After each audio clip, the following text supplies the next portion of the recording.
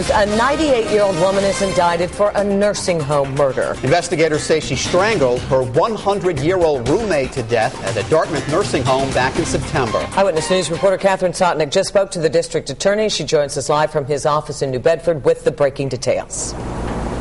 And Karen, the motive for that murder, we've learned, was because that victim was allegedly, quote, taking over the nursing home room.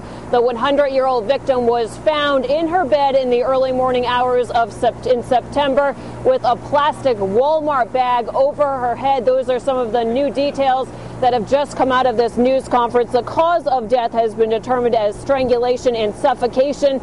All of this stemming from, again, the September murder of 100-year-old Elizabeth Barrow. Her nursing home roommate, 98-year-old Laura Lundquist, now charged with second-degree murder in her death. A nursing assistant at the Brandon Woods nursing home in Dartmouth found Barrow dead during a routine check. And tonight we're learning that the defendant, Lundquist, was upset once again that Barrow was taking over the room.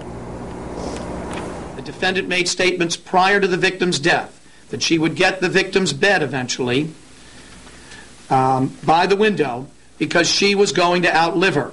In the weeks prior to her death, the victim had complained that the defendant was making her life, quote, a living hell.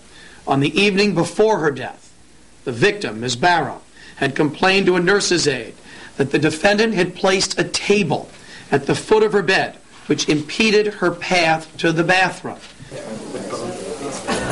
And the DA's office says once that victim removed that table, Lundquist allegedly punched her in the face. That was the night before the murder. Lundquist today was brought to Taunton State Hospital, where she'll have a mental examination now. And now, of course, the question is whether or not she'll be found competent to stand trial. But the DA's office says here they'll be prepared to go either way with that. Reporting live tonight with breaking news from the Southeastern Mass Mobile Newsroom here in New Bedford, I'm Catherine Sotnick, Eyewitness News.